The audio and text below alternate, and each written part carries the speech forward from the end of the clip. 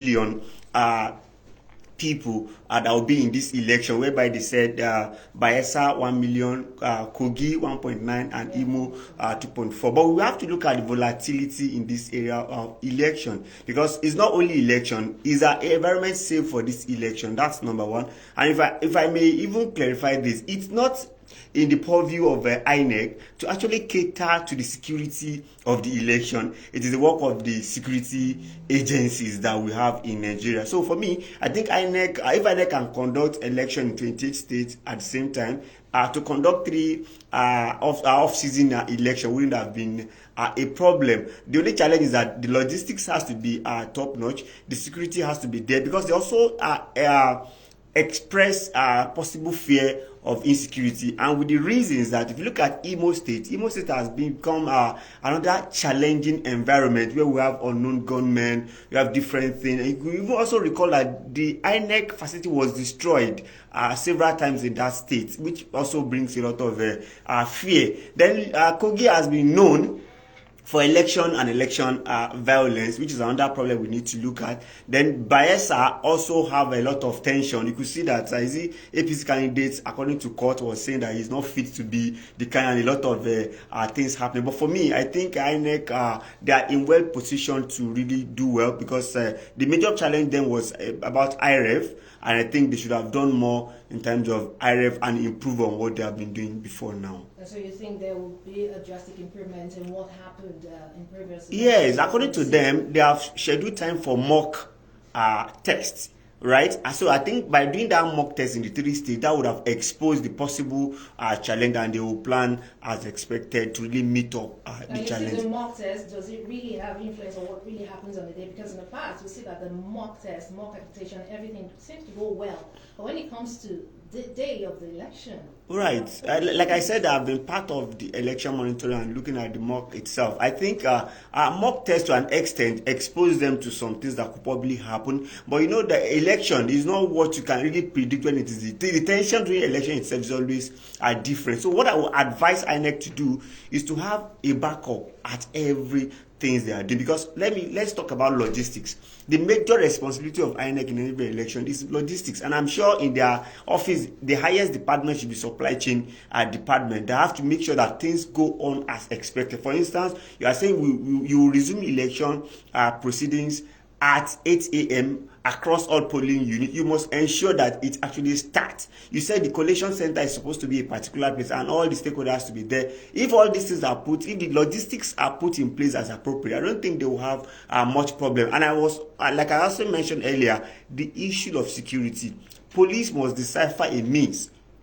Police, civil defense, DSS, all these people must making sure that they support INEC adequately, and they must not wait until the election. They should be there before the election so that they can tame all these possible challenges. Perhaps there could also be issue of buying of vote and what have you. These are issue of EFCC. We could notice that in the last election we saw EFCC going. In fact, in where I actually monitor election, I saw them coming around to monitor. I saw international organizations coming around to monitor the election. So I think this should be another test for INEC, having gone through the national election that really shook them and people have complained about them. By now they should have adjusted where appropriately and give us an unprecedented good election process. We'll return to this issue of INEC in the course of the program, but let's talk about the people and those who are regarded as the voters. Do you think there's enough sensitization of the people in those affected states towards this particular election? Well, my much fear is that you look at national election, that when we see how the numbers of people that are supposed to vote, a patchy sum less than 20 million came to vote in the national election, and you could see that. So there is apathy, there is voter apathy. People are losing confidence in the in INEC, and that's why INEC must come to do more. So I will encourage that people should come out to really exercise their vote. You know what? It's also cost us a lot. Imagine INEC work on maybe about 40 or 50 million people to vote in national election, and we end up having like maybe 16 or there about million. That means we are to waste all those things. So sometimes your civic responsibility as a Nigerian is also to do what? To make sure that you really cast your vote, because that really counts.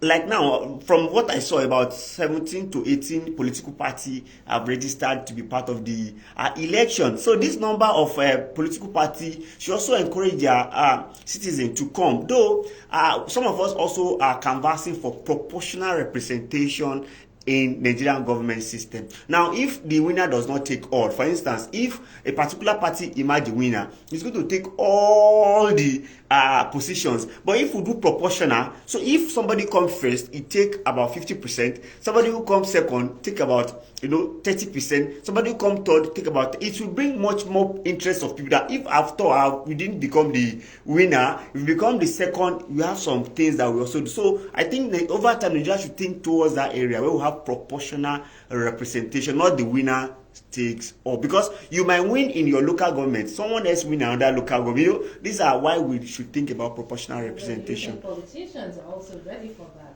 Well, the thing is, it also boils down to our National Assembly. Okay, but if you look at National Assembly, it's more of like that. In National Assembly, we have about 8 political parties in the National Assembly. So if the executive can also imbibe that if you take a some percentage, you should also take advantage in the governance. So it will bring inclusive governance, and there will be better outcome. So I think we should start thinking about proportional representation. So that really affect the constitution. It has to go from the constitution. That's why I said National Assembly have to work on it so that they can really adjust and do something appropriately to better it. All right. Earlier you made mention of threats, talking about security threats. Right. A lot of violence in the states, especially talking about Kogi, talking about Imo. Such violence have been recorded in the past, always gruesome. Such actions, can you tell the implications of such actions on the polls? Well, the first thing is that once there is violence, people will not want to come out. In fact, let's even look at Imo, for instance.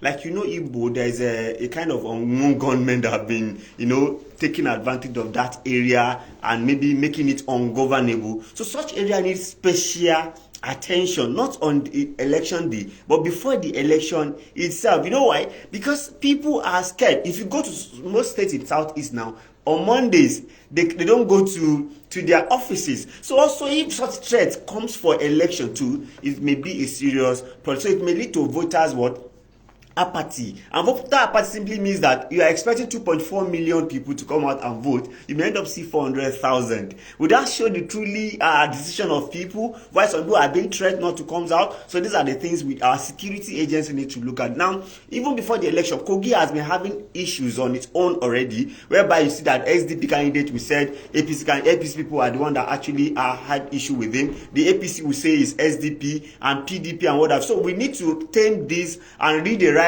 act like their police used to read to them and said, if you do this and that, this is what will be. You understand? So these are the things that we need to do. I think Bayelsa is much more peaceful compared to these other states such as Imo and Kogi. Perhaps if you also look at the voter strength of Bayelsa, it's about 1,005,000 or so. So it's not as big as though they have riverine area, coastal area that you may have to cross the river and whatever. But I think security agency need to do more in terms of election. The Riot Act. In the past, we've seen them sign peace accord, we've seen them making parts and all this, but when the elections still come, you still record this violence.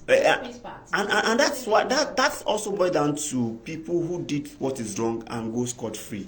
If our law actually said, if you are caught in this is the terms and what have you, and we adhere to it, irrespective of the political party that commits such offense, I think that would have, when you see people who have tried to commit such negative things, you see them rotting in jail, you will think twice that, will I go for this? This is what will be the result. So perhaps I think it's not bad if they still read the right. And remember, even IG said he's ready to roar, like a lion and what are those. So I want him to go to that area and also make sure he does those things he mentioned, so that people that want to vote will have confidence, because confidence building is the major problem.